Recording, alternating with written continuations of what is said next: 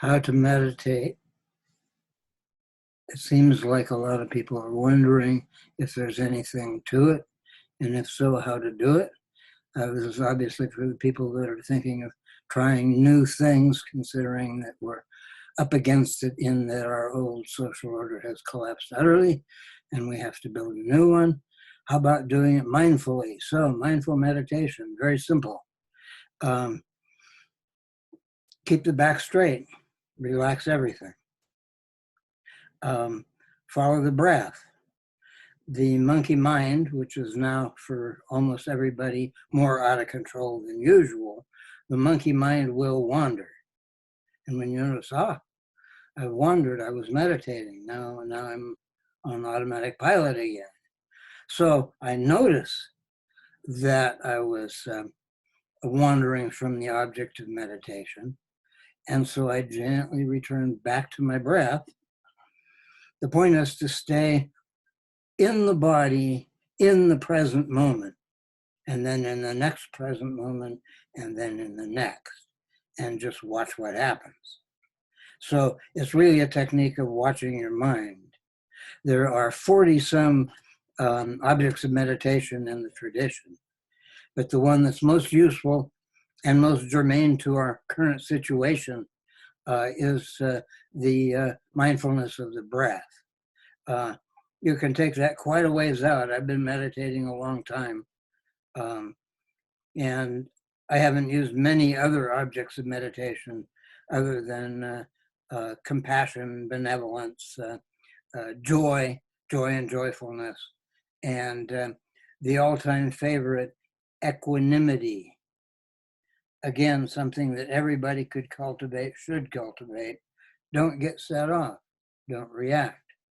Use the mindful gap. I'm purloining something from Dzogchen Punlap Rinpoche here. He has a whole elaborate teaching called emotional rescue. But for us, the crux of it is exactly the mindful gap.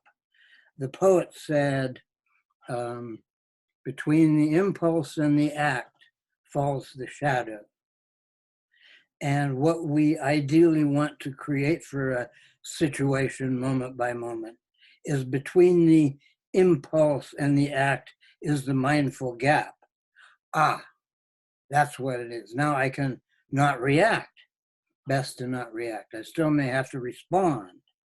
But if I have an automatic knee-jerk reaction, chances are it's wrong. Chances are it's inappropriate to the real situation. So the question is, what's the real situation?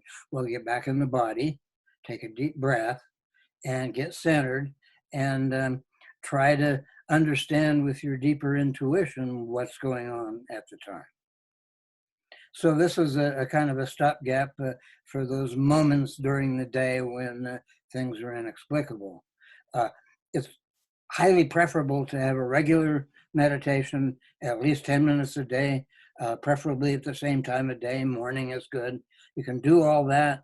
There are many additional instructions. But the bottom line is back straight so the energy can flow, relaxed so that the energy can flow, because more energy will flow the more relaxed you get. And if you get into deep relaxation, then you can get some deep energy flows. And that gets into the kind of meditation called shamatha, where you're working with concentrated mind. But here the goal is simply other. It's simply to be aware of your daily life every moment, be in the body, be here now. And I guess that's a cliche, but we'll have to leave it at that. I got to get that book off the shelf. I still got a copy. Enough said. Enjoy your day and get ready. This pandemic is only the first ordeal for humankind as we begin to wake up into a new world. And I hope everybody makes it. Thank you.